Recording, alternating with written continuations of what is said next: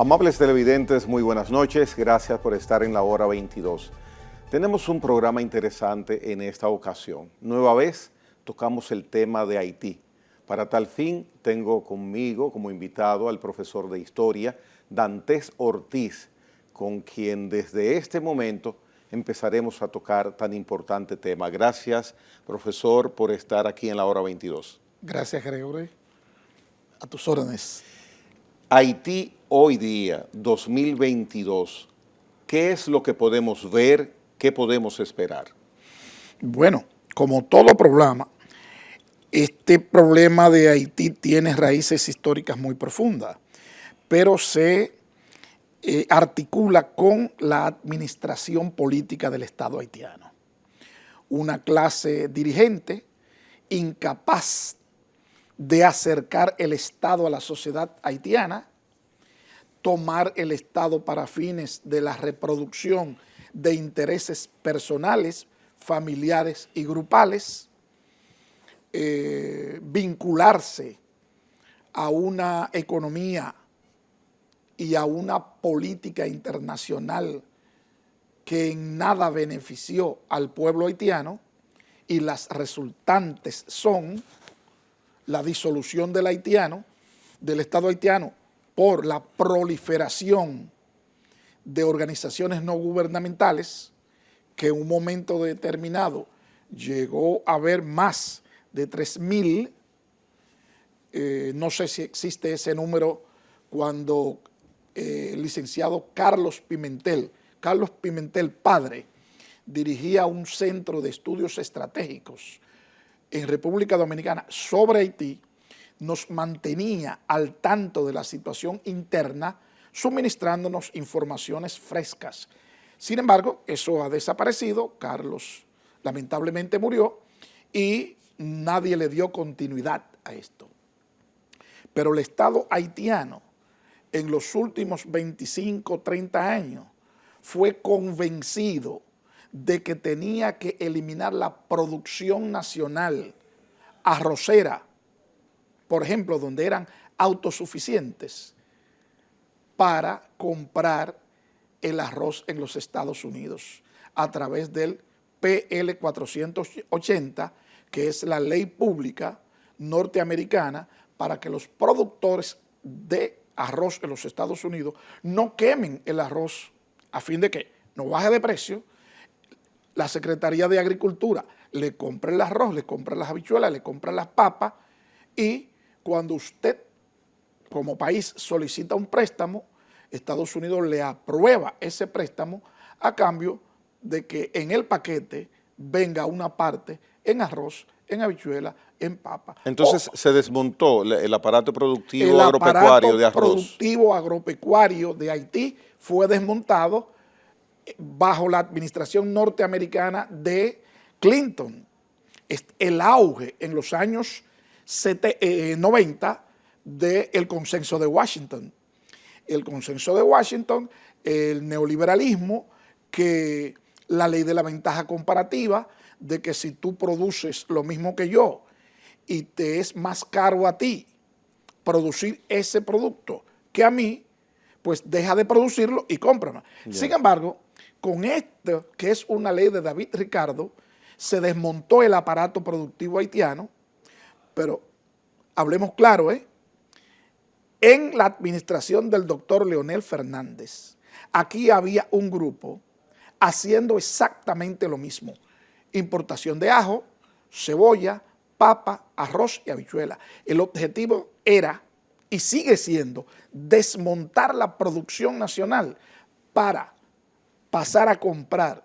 Es decir, un sector importador se iba a beneficiar y desde luego íbamos a convertir en plusvalía el trabajo de la sociedad haitiana, de la sociedad norteamericana, beneficiándolo a ellos y rompiendo la capacidad productiva dominicana, creando una crisis alimentaria como la que existe en Haití. Y además de esto, el auge del narcotráfico en la década de los 90, observa Colombia, 80-90, auge del narcotráfico, militarización de pandillas y bandas armadas, fuertemente armadas, superior a la policía y a los organismos de seguridad, y otro tanto en México. Y proliferación de organizaciones no gubernamentales, debilidad estructural del Estado para hacerle frente a esa situación. Resultante, si un sector de la sociedad colombiana o de la sociedad mexicana no se identifica ese problema, se pone de acuerdo y deciden políticamente frenarlo con un gobernante que tome las medidas pertinentes a los fines de levantar la producción, reducir la impunidad al narcotráfico, a las pandillas paramilitares y llevar al Estado a su legalidad institucional, hoy Colombia estaría peor que Haití y otro tanto pudiera decirse de México. Y es por lo cual yo le asigno importancia estratégica a la presente administración, que ha continuado primero con Danilo y luego con Abinader, dándole prioridad a la producción nacional. Eso reviste un carácter estratégico, porque cualquier eventualidad dejaría al país sin el abasto alimenticio cotidiano. En el caso de Haití, cuando usted menciona que sucede ese hecho, menciona también la participación del Estado haitiano. ¿Hasta dónde hay Estado haitiano hoy día? Bueno, hoy no lo hay porque el Estado haitiano venía siendo desmontado, primero por las organizaciones no gubernamentales y segundo, por las clases dirigentes, cada una de las cuales se apropió de un fragmento del Estado, cada una de las cuales pasó a pagar y a financiar grupos militares para su defensa frente a competidores y frente al pueblo haitiano, y recibiendo cuantías millonarias indeterminadas de dinero que nunca llegaban al pueblo haitiano. Todo eso terminó diezmando al Estado. El papel de las ONG, que usted las menciona en Haití, ¿lo considera que tiene algún tipo de participación en la situación actual de descontrol que hay en esa nación? Es que tú no puedes tener en ninguna sociedad tantas ONG que la sumatoria de sus atribuciones sea superior a la del Estado. ¿Cómo así? Es que en Haití el número de organizaciones no gubernamentales trabajando y respondiendo a intereses exógenos era de tal magnitud que en vez de recibir el Estado haitiano las ayudas, las asesorías, etcétera, para institucionalmente responder a las expectativas de la sociedad civil haitiana, las recibían la ONG. Usted habla en pasado, las recibían, ya no. Bueno, pero ¿quién las recibe ahora? Después del terremoto. No, pero yo me refiero al papel de las ONG, o sea, se ha reducido.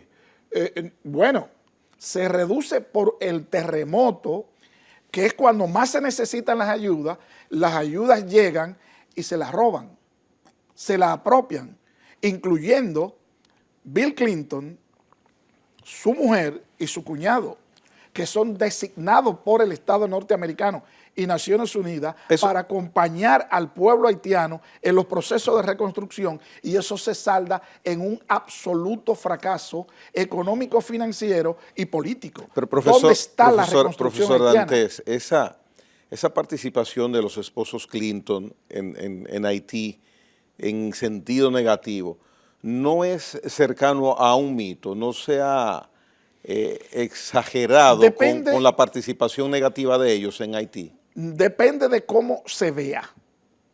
Primero, en Haití está todo pendiente por hacer. ¿Dónde está la cuantía de la ayuda que le ha llegado de manera oficial de estados y organismos oficiales?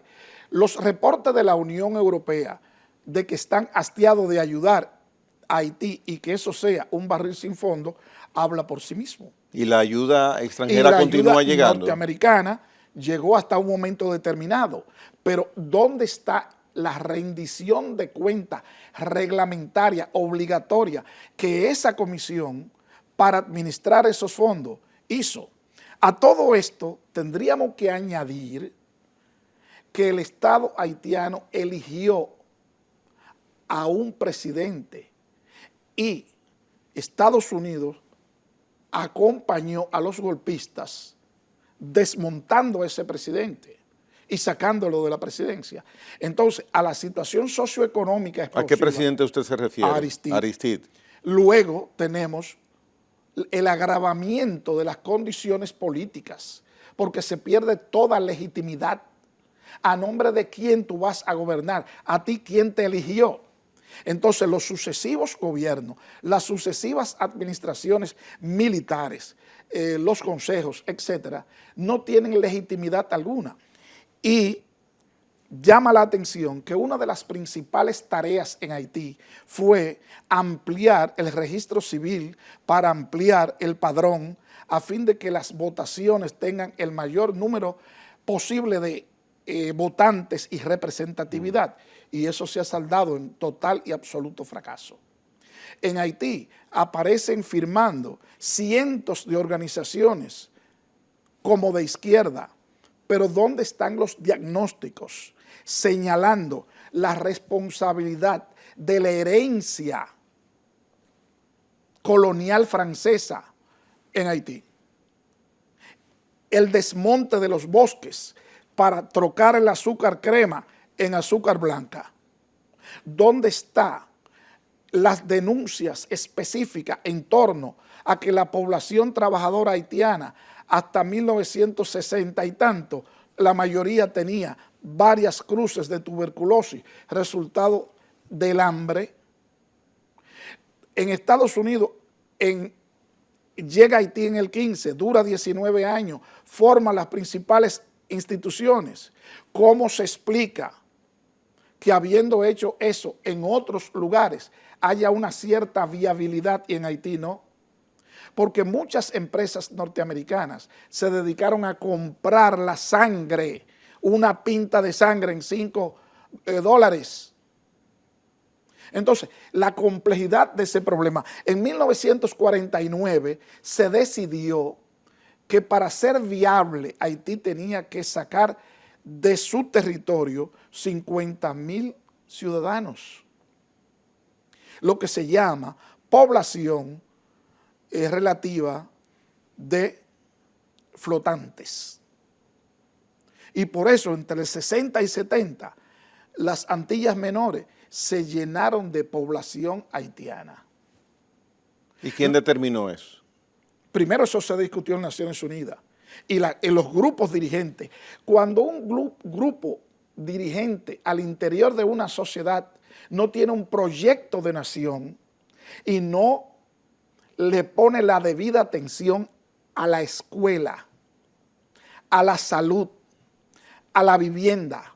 Dime, Gregory, ¿cómo se reproduce una sociedad sana? Y al mismo tiempo tú estás expoliando esa población trabajadora con salarios de miseria que no le permiten la supervivencia. ¿Cuándo vienen los haitianos a República Dominicana al corte de la caña?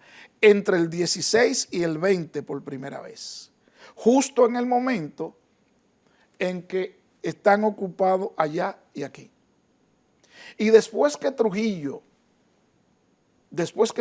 compra los ingenios norteamericanos, excepto el Central Romana,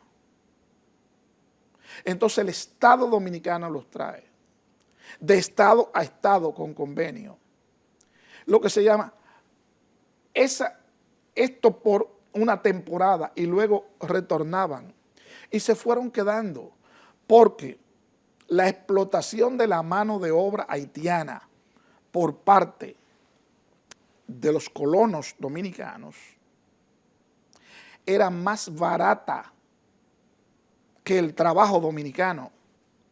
Y las condiciones legales y laborales más beneficiosas para el contratante. Primero en el área cañera y luego se extendió a la construcción y se extendió a toda la producción agrícola, el arroz en República Dominicana y la recolecta de cacao y café. Correcto. Entonces, hoy tú tienes a República Dominicana como una semiperiferia intermediaria entre sociedades más avanzadas y Haití. Porque los que tienen las posibilidades llegan aquí para irse.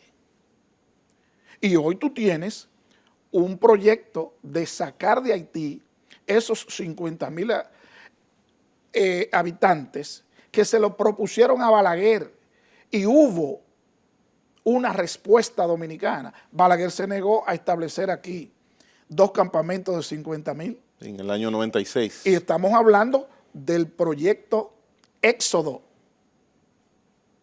Entonces, nosotros estamos en una isla a donde todo lo que pasa allá, positivo o negativo, repercute aquí.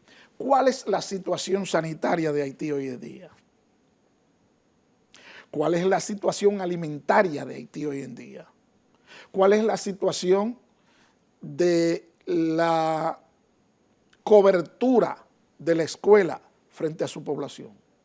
Entonces, República Dominicana ha estado absorbiendo eso por presiones del gobierno de Francia, de Canadá y de Estados Unidos, por presiones de ONG, por presiones de personalidades y por dominicanos que malentienden lo que es la solidaridad. ¿Y es una aceptación intrínseca o es una imposición o en conversaciones específicas que nosotros cedemos a eso? Nosotros tenemos aquí una articulación de todo esto que usted señala, Gregory. ¿Por qué? ¿Cuál es el número de parturientas haitianas aquí? ¿Cómo tú me vas a decir que mujeres del norte y del sur vienen en el mismo vehículo a Elías Piña o a Barahona a dar a luz? Y entran en una camioneta conducida por una monja a las 2 de la mañana. ¿Por una monja? Por una monja. Se dan esos casos. Pero en el hospital de Elías Piña, el médico es haitiano y presta servicio en Haití varios días y acá varios días. Y las parturientas vienen cuando él está aquí. Eso puede ser una casualidad. Y lo que está ocurriendo en la maternidad de Los Minas y lo que está ocurriendo en todos los hospitales dominicanos, por humanidad, nosotros tenemos que ser condescendientes frente a una parturienta. Pero nosotros no podemos sustituir al Estado haitiano. Ya. Profesor Dantes, vamos a hacer una pausa. En el próximo segmento continúe expandiendo y desarrollando el tema sobre Haití, el día de hoy a cargo del profesor Dantes Ortiz. Venimos en breve.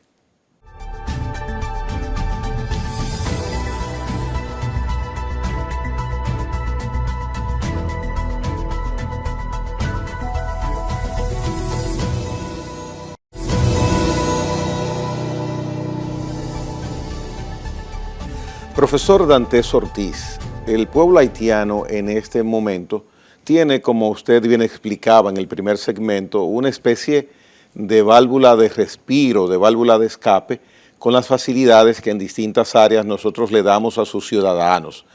Quisiera preguntarle, institucionalmente los gobiernos dominicanos han tenido la capacidad de manejar esta situación con determinación, falta voluntad política, han faltado voluntades políticas.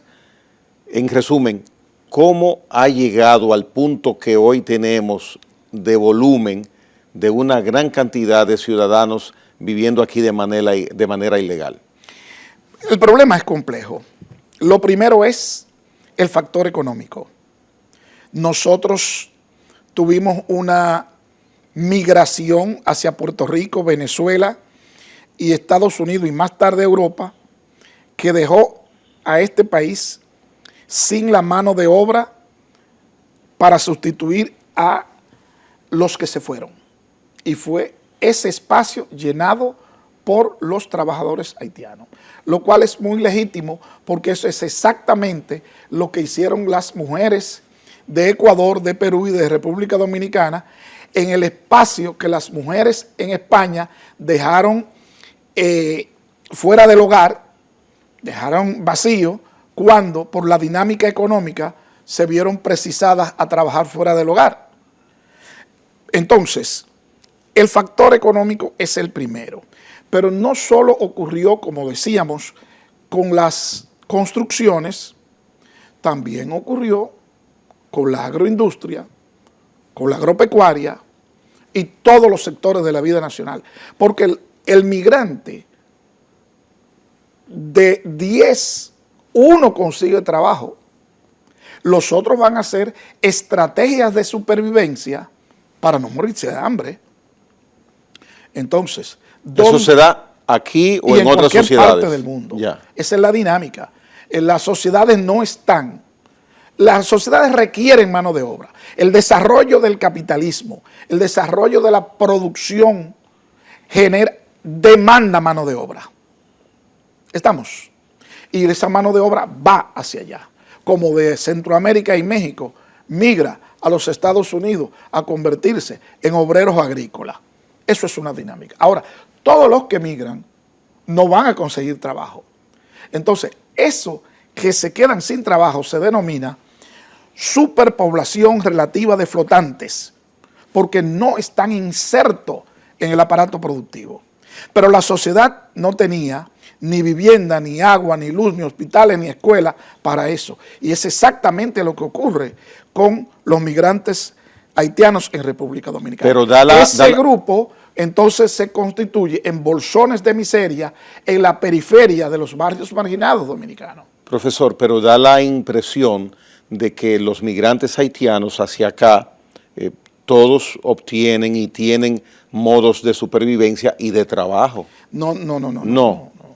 Porque es que no es posible que la economía dominicana absorba la cantidad de mano de obra. Pero es que yo no veo un haitiano vagando, o sea, quizás tengo una impresión equivocada. Lo que pasa pero yo es los que yo veo en las calles vendiendo frutas, vendiendo limoncillos. No, pero eso hay algunos que están... Supervivencia, eso se llama estrategia de supervivencia, porque eso no da, eso es un ingreso muy marginal. Y esos bolsones que usted dice de circulación por ejemplo, en ocio, desde 1980 hasta que lo mataron, yo acompañé a un dirigente haitiano llamado Luis Eugène Atiz a 7 batalles. Yo los acompañaba a él y a otros, daba conferencias.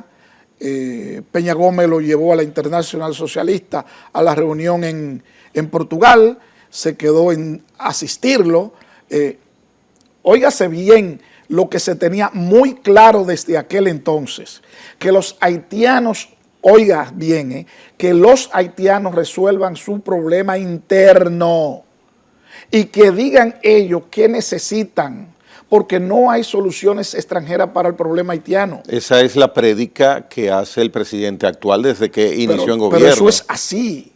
No puede haber una solución venezolana, ni mexicana, ni dominicana, ni de ninguna especie. El problema haitiano tiene que la comunidad, la clase pensante haitiana, ponerse de acuerdo e identificar el problema y decir, a mi amigo tal, yo requiero tal cosa, y ese amigo, sin intromisión en los asuntos internos, facilitar lo que ellos piden. No hay otro camino. Por esa situación es que en este momento, luego del presidente o el primer ministro Henry solicita la intervención extranjera, la mayoría de los sectores haitianos se oponen. Es que Haití, en 1905, hay un flujo de migrantes a Miami, Estados Unidos se opone, Estados Unidos los devuelve y lo ocupa en el 15. Yo le pregunto, ¿Haití tiene capacidad de resolver su problema por sí mismo internamente? Haití tiene la inteligencia necesaria para mancomunar esfuerzo y solicitar la ayuda que necesita.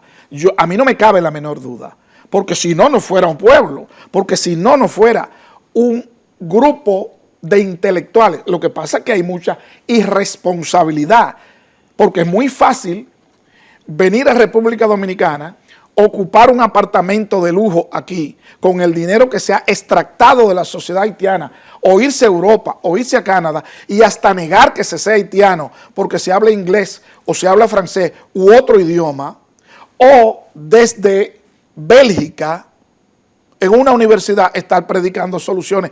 Son, por tanto, los jóvenes de todos los matices políticos que están en la sociedad haitiana, preguntándose y participándose por la búsqueda de soluciones, los que tienen la respuesta. Entonces, hay un problema de responsabilidad de la intelectualidad haitiana.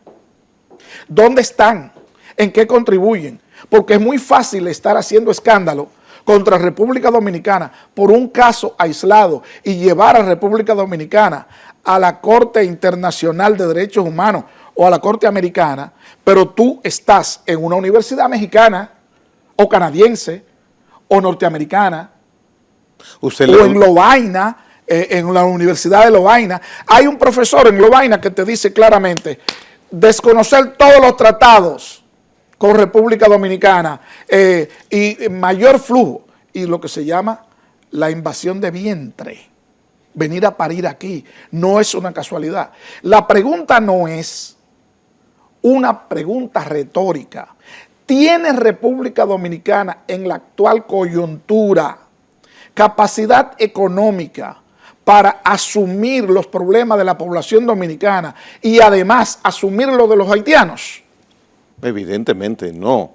Mira, Gregory, Cuba, al margen de lo que se considere frente al gobierno cubano, es la administración política más solidaria de América Latina y probablemente de uno de los del mundo. Solidaria, dice usted. Solidaria. Y cuando las embarcaciones haitianas llegan a Cuba, se le presta la asistencia médica debido y se ponen en un bote y se devuelven.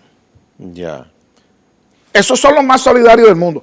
Entonces, nosotros no tenemos la capacidad económica, pero el 30% del presupuesto médico de República Dominicana se gasta en ciudadanos haitianos. Y entonces, profesor... No, yo digo más, perdóname un minuto, Gregory. Hay aulas llenas de haitianos. Gente que te dice que viene con una beca, que viene a estudiar y luego no quedan registrados. Es decir, nosotros estamos problematizando la sociedad dominicana con un problema que no nos corresponde.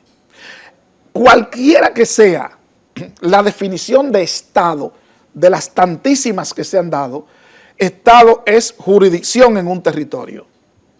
Jurisdicción sobre una determinada población y sobre unos recursos. Puede decirse que tenemos jurisdicción sobre el territorio, sobre nuestra población y nuestros recursos, cuando están siendo usufructuados por un gobierno irresponsable que está empujando a su población hacia acá. Entonces, eso es un problema. O sea, que nosotros tenemos un problema tan grande como ellos. Pero desde luego, y puede hacerse peor, porque históricamente los pueblos fronterizos, todos han tenido problemas. Lo ha tenido Guatemala y México, lo han tenido los países centroamericanos, ejemplo, Nicaragua y Costa Rica, lo ha tenido Venezuela y Colombia.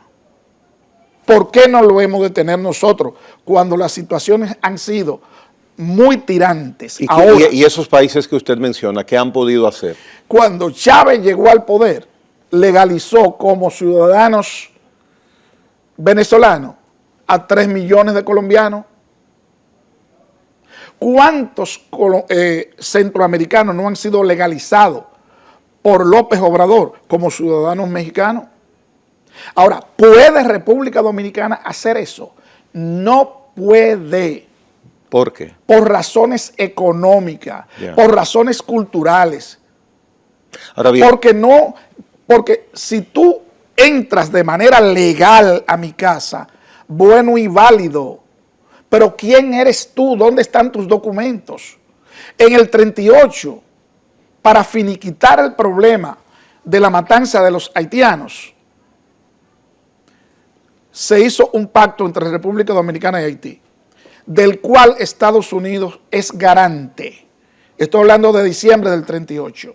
Y allí se dice, en el 38, que el Estado haitiano dotará a sus ciudadanos de la documentación necesaria para que puedan tener un pasaporte, para que puedan entrar. ¿Lo han hecho? No, yo te lo pregunto a ti y a todos los que están atacando a los que defienden este país. Porque lo que está en juego es la naturaleza del Estado dominicano. Es que tú no puedes entrar a mi casa cuando quieras, como quiera, sin autorización mía. Usted dice que está en juego la naturaleza de nuestro Estado por la cantidad en que ya nosotros estamos recibiendo indocumentados. Pero hay más. Ahora, ¿cómo eso se problematiza? Es que una cantidad excesiva de personas sobre la cual no tenemos ningún tipo de control se constituye en una minoría, se constituye en sujeto de reclamación jurídico-política. Vamos camino a eso. Pero desde luego, al interior del Estado dominicano, cuando el dominicano participa en la política norteamericana, no participa como dominicano, participa como ciudadano norteamericano. Pero de manera ya legal. De manera legal. Entonces nosotros no podemos oponernos porque es parte del derecho público internacional a que un ciudadano debidamente identificado con sus documentos pida entrada aquí y lo dejamos entrar. Eso no es que muchos de ellos no tienen la documentación requerida. Entonces, el Estado dominicano tiene que requerirle al Estado haitiano que resuelva ese problema. Y después te invito a ti y a todos los que están oyendo este programa, Gregory, que intenten sacar una visa Schengen para que tú veas que tienes que llevar un seguro médico por lo que te pueda pasar allá. En cambio, el ciudadano haitiano entra a recibir ese servicio aquí. ¿Qué tú has aportado en términos tributarios para ser merecedor de eso? Pero no es que tú entres de manera individual, es que es una política de los grupos dirigentes haitianos, la clase dominante haitiana, expulsando población para que nosotros resolvamos un problema que ellos históricamente no han sido capaces de plantearse, de plantear soluciones y de resolver. Usualmente uno como comunicador pregunta a su entrevistado cómo se resuelve el problema en Haití. Yo acabo de hacerle esa pregunta en el segmento anterior. Ahora, y yo te contesto. Sí, le quiero preguntar ahora, ¿cómo resolvemos nosotros el problema que tenemos de la situación de la ilegalidad de migración por parte de los haitianos? ¿Cómo lo resolvemos? Todo haitiano que está legal en este país, haitiano, venezolano, cubano, de la naturaleza que sea, está registrado. Yeah. Y todo aquel que no lo está, tiene que ser puesto de nuevo a su país. Ahí no hay discusión y eso es absolutamente legal a la luz del derecho público internacional. Esa sería la solución. No hay otra. Ya. No hay otra. Se ha intentado. Cuando el gobierno de Danilo Medina, mira, como parte de la cultura de la mezquindad que ha caracterizado la política dominicana, se pone en el plano político, todo lo que tú hagas como gobierno es negativo porque yo estoy en contra. Es usual eso, correcto. Y hay un cambio de gobierno y no te reconocen nada. El gobierno de Danilo, el gobierno del PLD, resolvió y planteó múltiples soluciones. Ahora, en la solución hubo mucha corrupción. Eso está fuera de discusión. Pero yo no tengo por qué necesariamente hacer énfasis en la corrupción. Yo tengo que decir la solución que se implantó como tal.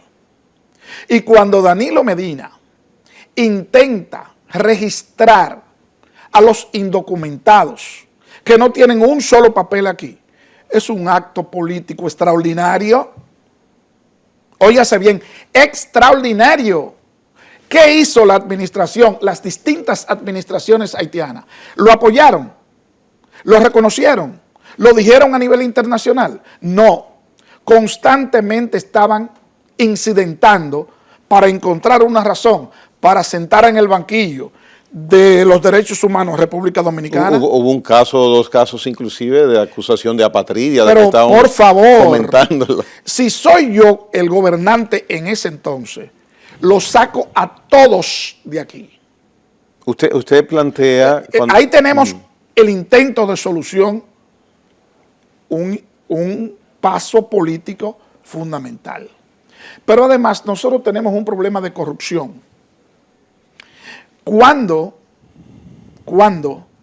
el régimen de los 12 años, aquí había salarios bajos, bajísimos, y el costo de la vida fue estable por mucho tiempo, pero cuando se elevó el índice del costo de la canasta familiar y los salarios no compensaban lo necesario para vivir, aquí comenzó un proceso de lucha y de reclamo salarial que fueron a los gobiernos del PRD.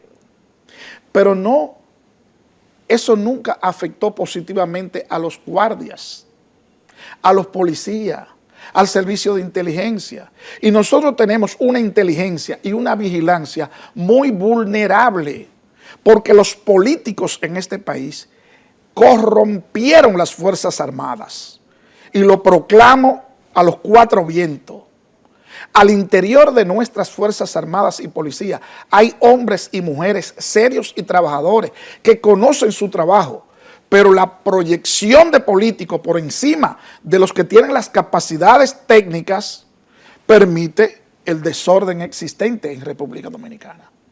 No es verdad que si yo tengo un fusil y tú tienes un machete, tú vas a entrar por aquí sin autorización mía. Y se le dio orden, no vayan a matar a un haitiano de eso. Yo estoy de acuerdo. Pero si un haitiano, no hablemos de un haitiano, tú que eres compatriota, me lanzas una piedra o me disparas, ¿qué tú pretendes que yo haga? Entonces hay una lógica que no funciona en todo esto. República Dominicana tiene que plantearse seriamente qué va a hacer, no solo con la problemática de los inmigrantes, sea de la naturaleza que sea, porque en este país hablamos de los haitianos, pero tú vas a Boca Chica después de las 6 de la tarde y eso es tierra de nadie, la cantidad de ilegales europeos que hay allí. Y lo mismo ocurría en Sosúa, lo mismo ocurría en Samaná, lo mismo ocurría en Las Terrenas.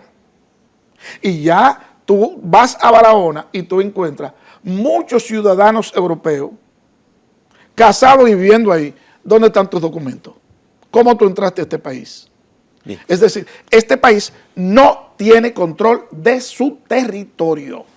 Bien. No tiene control, Gregory, de su población y tampoco de sus recursos. Y es eso lo que estamos discutiendo en estos momentos. República Dominicana no puede echarse el problema de otra nación, por solidaria que querramos ser, no podemos echar el problema arriba de otra nación. Bien, vamos a hacer la última pausa para finalizar el programa con el tema que hoy día nos está tratando el profesor Dantes Ortiz, Haití. Venimos en breve.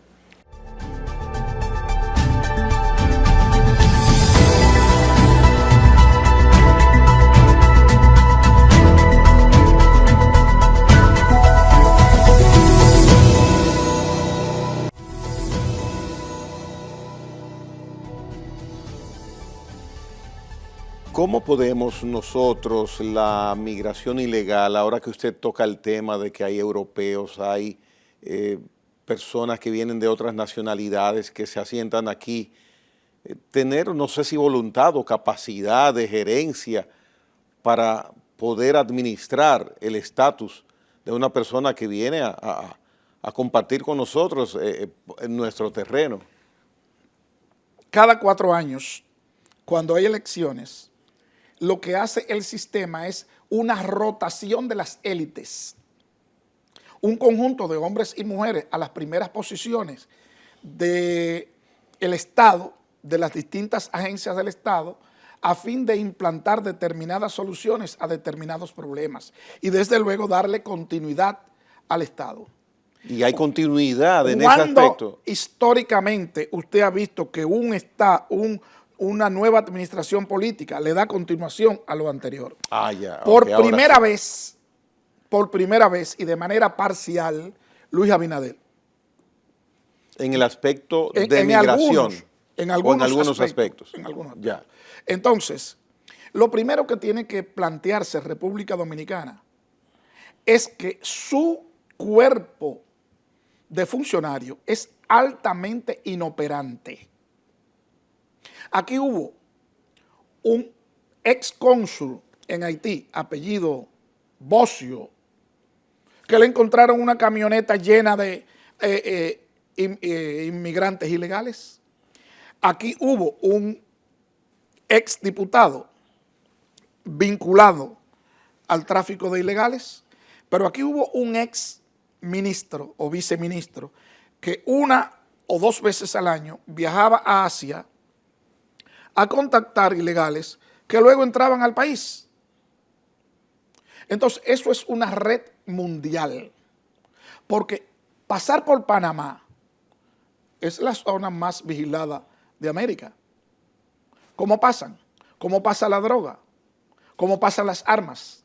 Entonces, hay que reconocer que eso de la vigilancia de las fronteras marítimas, aérea y terrestre no es una tarea fácil.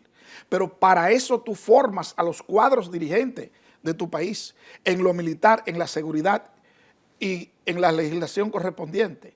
República Dominicana tiene el personal. Ahora, como yo hice campaña por Gregory Caimares, Caimares me llega y me nombra en un puesto para el cual yo no tengo el perfil, para el cual yo no tengo la voluntad de ejercerla.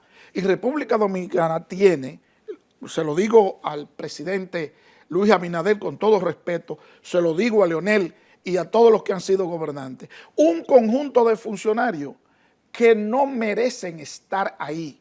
Porque tú tienes que conocer la Constitución de la República, la ley orgánica de la cartera, tú tienes que conocer las resoluciones que se han tomado ahí, tú tienes que conocer los decretos que conciernen a tu función y tú tienes que conocer la historia. Entonces, aquí hay pocos funcionarios con determinado perfil para la comprensión de la naturaleza de la función. Y por eso andamos por la rama. ¿Por qué República Dominicana tiene 5 consulados en Haití, otorgando visa a sobreprecio? La mayoría de esa gente vienen con visas legales, porque nuestros cónsules las venden. Así de sencillo. Sí. Entonces, República Dominicana es la que tiene que revisarse.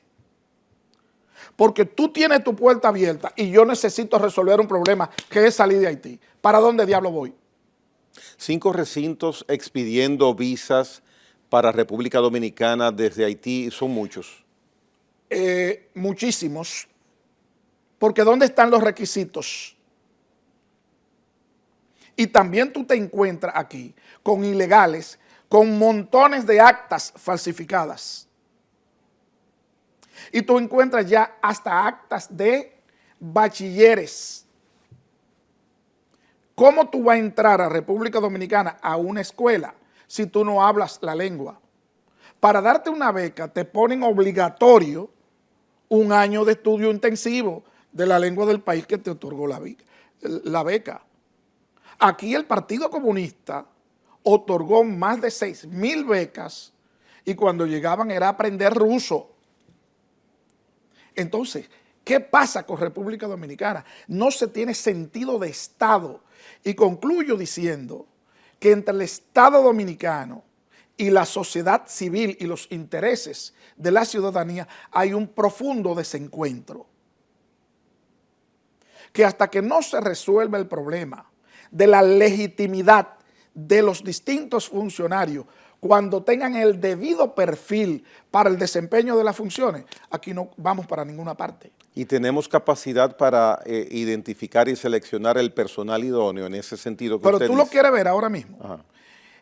Durante la campaña electoral, Gonzalo Castillo pavimentó el polígono central de la capital.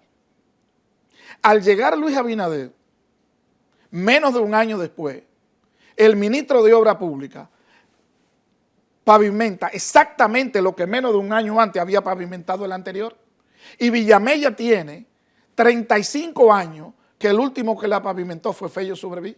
Y el Edén, donde yo vivo, el Edén de Villamella, hace 38 años que no ha sido pavimentado. ¿Qué lectura usted le da a eso? Primero, lo que te estoy diciendo de los perfiles, de que no se utiliza criterio científico técnico para tomar decisiones, sino politiquería vulgar y descarada, porque los que vivimos en Santo Domingo Norte, los que padecemos a esas las calamidades de allí, pagamos tanto impuesto como la Churchill, que desde que se hizo hasta el día de hoy ha sido pavimentado o intervenido 17 veces, de acuerdo a informaciones que tengo. Se le entiende, se le entiende.